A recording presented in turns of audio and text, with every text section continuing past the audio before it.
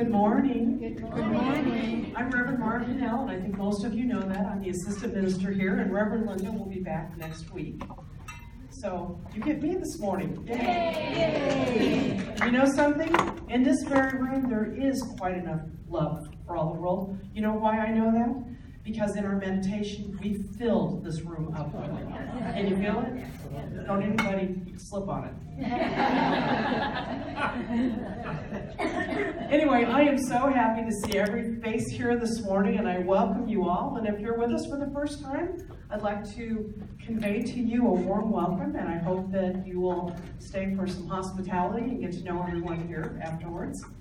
We are a wonderful group here, and I just love seeing your faces from up here. I don't get to do this every Sunday. This is wonderful. So, we are going to have a fabulous service today, and Reverend Linda's going to be proud of everybody while she's gone. And I'm going to invite you to join us in our congregation song that we sing every Sunday. And I'm going to give it over here to Mick and Diane to get us going. Thanks.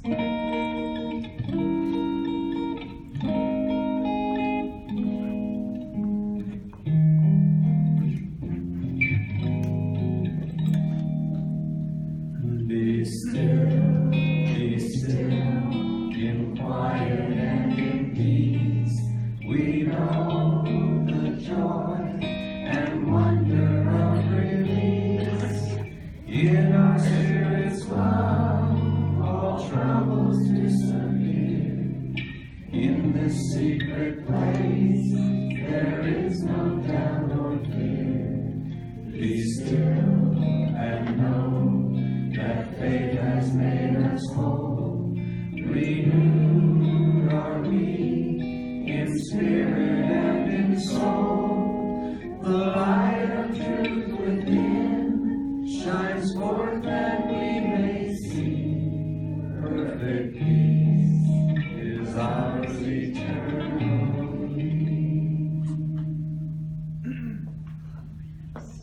Good morning, Laguna Woods. Good morning. My name is Nicole. I am a ministerial student, and I have the great opportunity of spending this morning with you all. So during the month of June, we and many other centers for spiritual living have come together to unify our thoughts and ideas to generate a more powerful expression of wholeness in this world. And so this month, we've been focusing on freedom from discord and all the ways that that can reveal itself in our lives. And with that, this morning, we're talking about running the rapids of life. And I didn't really know much about running rapids or riding rapids or anything, so I asked my beloved partner, Michael, to just share with me that experience. And so what he said is that you're either in a canoe or a raft with other people, and that you paddle down a river, and that sometimes it's peaceful and smooth, and sometimes the water's so turbulent that you fly out of it. He said sometimes there's boulders you have to dodge, and he's so excited when he's explaining this to me. And all I can think of is, why in the world would anyone want to put themselves in that situation? It's fun. I'm not a water person or a daredevil, so I'm thinking if I was in that raft, I'd say, please just pull over and let me out. But it really is a great metaphor for life, isn't it? Sometimes we're going down our path of life and it's smooth and peaceful, and sometimes it's turbulent and we have to dodge boulders, and we don't really get that chance to say, nope, not today, not this time, maybe another time. We don't get to pick and choose when life is turbulent or what boulders or from what direction they come at us. But we do get to choose how we navigate our raft, how we navigate our heart, our mind. We had a very personal experience of this last week, and my partner Michael said I could share it with you all because it was so moving. We were so excited because he was graduating from ministerial school last Sunday. And all week we were preparing for the parties and looking back on the transformation he's made. And then come Friday, we find out that his nephew, 27, passed away. And I won't get into the details of that, but what was so inspiring to me and what I wanted to share with you all was the way that through practice, Michael was able to be present to the grief and be present to the celebration and be present to wherever he was at that time without judgment, without trying to make it something it wasn't. And Dr. Ernest Holmes, the founder of the philosophy that we study here, he said something once that I feel like really encompasses this idea in a way that makes it very practical. He said, I live in the faith that there is a presence and a power for good that is nurturing me and loving me in ways I could never imagine. And this presence is all-knowing, is all power, and is always with me. And so last week we discussed this principle that we believe the ultimate goal of life to be a complete freedom from our false beliefs, from our mental bondages, from discord. And that each and every one of us is assured to express this and experience it in our own way, in our own time, in our own fashion. And that by attending to our thoughts, we can reveal that. And what I'd like to add this week is that it is in the persistent remembering there is a presence and a power for good that is loving us and nurturing us and caring for us in ways we could not even imagine. That it is in this remembering that starts to generate a world that works for us, that works for our friends and our family and for everyone. And that this is how we navigate this raft of life in a way that creates peace in the world. But then I know that life is big, to state the obvious. It is vast, it is infinite, for goodness sakes. So it can be really hard sometimes to see the bigger picture, to see how what we're thinking and remembering right now in this moment is actually making a difference, is actually making a change. But our betterment is assured, believe me. It's obvious, even in this nation, in this country today. Just a little bit of history. Back in November 5th, 1872, there was a woman named Susan B. Anthony, and she cast her ballot for the presidential election. And it was illegal for women to vote at that time, so she was arrested. Talk about some turbulent waters. But she had an intention, and she recognized that there was a power for good, a power for freedom in the world. And so now today, not only are women able to vote, but we are able to be voted for. It's an option. It's a revelation of the freedom from discord. It's a revelation of that every life has inherent value. She said later on in her life that it seems the older she gets, the more power she has to make a difference in the world. And I believe that each and every one of us has that power, has that potential to be the change that we want to see, to be the good that we want to see, to navigate our raft in a way that says good alone is real. And so I just invite you this week to remember, be persistent in your remembering that there is a power and a presence that is loving us and nurturing us and caring for us in ways we could not even imagine. And we can never, ever be separate from it. And so I invite you all to just go into a moment of prayer, recognizing the power and the presence of God, of life, of peace, of joy, right here, where I stand, right here in this very room, through each life here. and I know that it is good. Expressing itself in its individual way, in its flavor, in its talent, in its power, I say, wow, what an amazing life, what an amazing view. And I give my words to that infinite law of yes, yes, and so it is.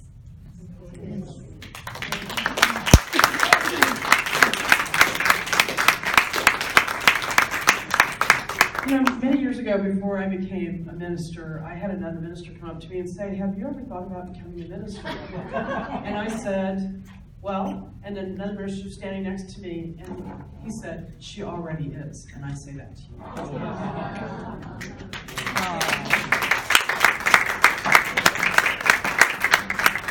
So I'm going to invite you to join us in our congregational song, and if you'd like to stand up, you may. If you need to stay seated, please do. Do whatever's comfortable.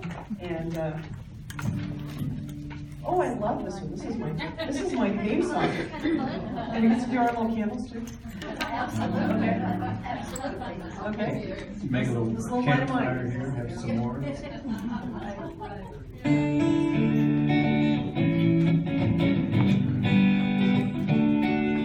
This little light of mine, I'm gonna let it shine. This little light of mine, I'm gonna let it shine.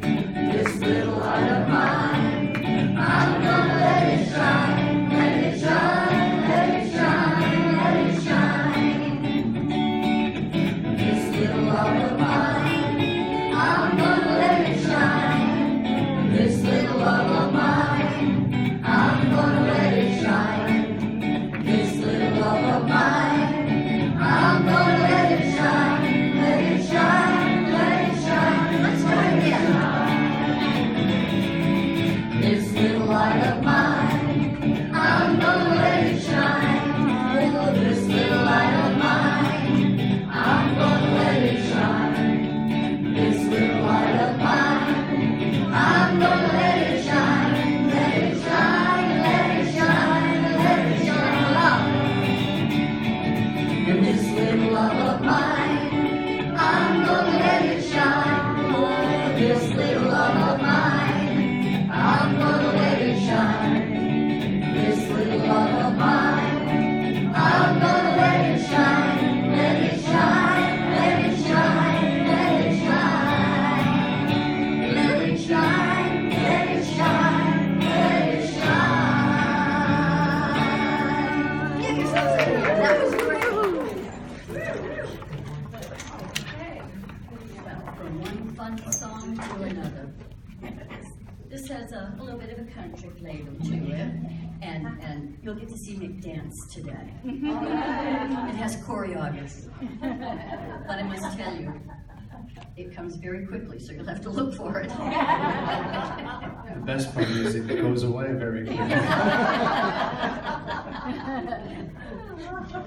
Okay.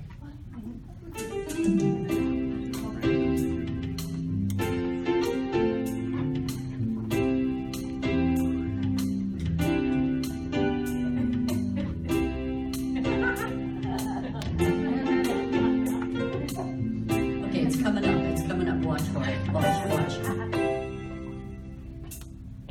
My daddy told me when I was a young girl, a lesson he learned, it was a long time ago. If you wanna have something you can hold on to, you're gonna have to learn to let go. Oh, you gotta sing like you don't need the money and love, like you'll never get hurt. You gotta dance like nobody's watching. Gotta come from the heart if you want it to work. Now then the choreography's gonna come up again, so watch for it.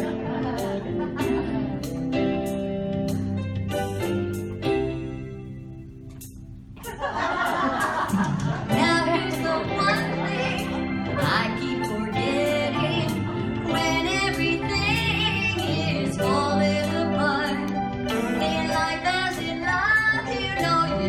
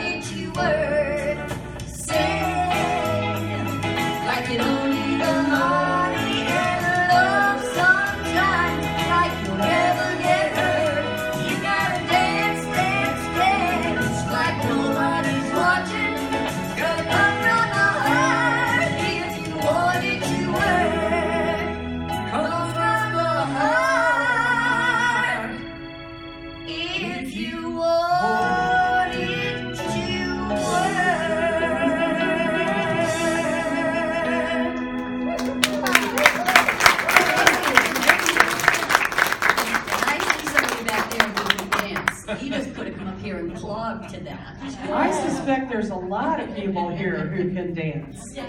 You all look like dancers to me. So, unlike my dear friend here, I do have some rafting experience.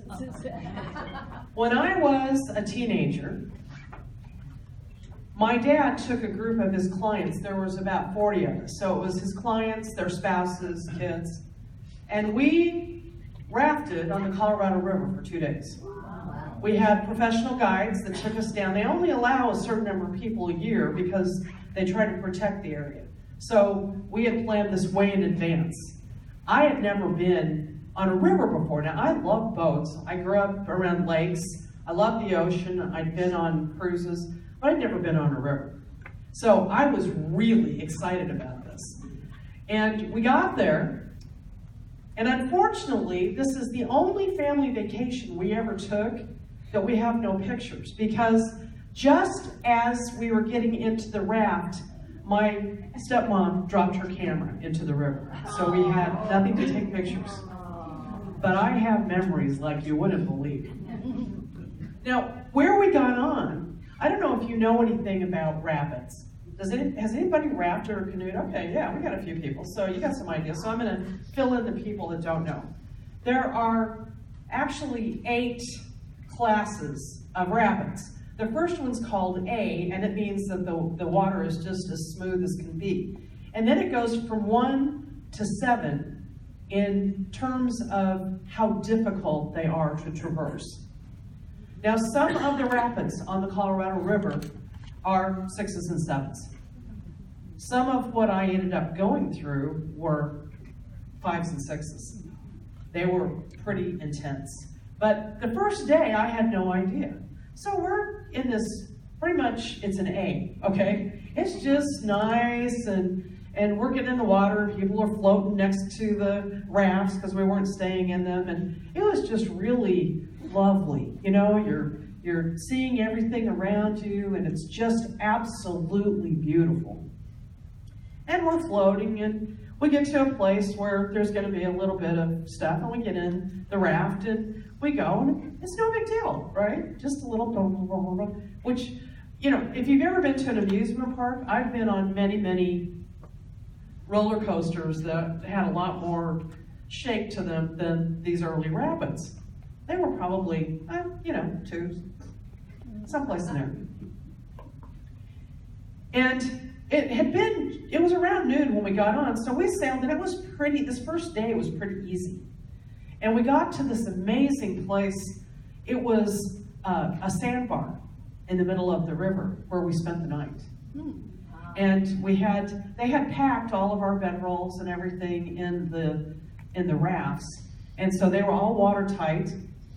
And it's probably me, the food and everything else had been packed in there. So all of our dinner was going to be prepared by our guides that night.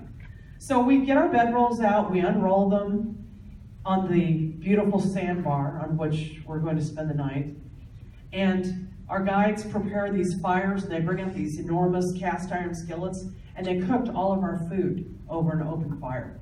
They cut up the potatoes because they fried potatoes. I don't know why, but for some reason, camping in the middle of a river on a sandbar, potatoes taste better than any place else I can tell you. I am not kidding. There's just something about it. I don't know if it's the open fire. I don't know what it was. And they cooked, and I don't eat meat now, but they cooked these enormous steaks. So we had this beautiful dinner that was prepared by 4 guys for about 40 people. And it was amazing. And that night when we went to bed, I'm looking at the stars, and I've never seen the stars like this because I've never been in my life at that point outside of city lights enough to be able to see what the night sky actually looks like. And I understood what the mystics talked about. I felt as I lay on the sand looking up, I felt like I was going to fall into the stars. Have you ever felt like you were going to fall into the stars? And I went to sleep that way. And I don't think I ever slept better in my life. It was fabulous. They made us breakfast in the morning, which I think was like bacon and eggs and somehow they toasted toast over the fire for 40 people. I don't know, but that's what happened. So we get back in the rafts and we're ready to go. And I noticed this morning that the river takes a little bit of a different turn. As we're riding, it's a little more movement. It's a little choppier. There's a little more roughness to the water. Now, normally, when you're doing anything in life, you don't get a lot of do-overs. You know what do-overs are? Okay, let me start again. So, we're traveling down, and we're going to take this little waterfall, okay, in our rafts. There's 4 10-people rafts that we're riding in. And the guys say, now, we all want to be careful because we want to make sure that we take it on this side and not on that side. Because that side is extremely dangerous and people have died. Well, three of us of our rafts go the correct way, and one of the rafts is going the wrong way. And there's nothing they can do, and I'm watching this in horror because there is an enormous boulder. I mean, it's as big as a house sticking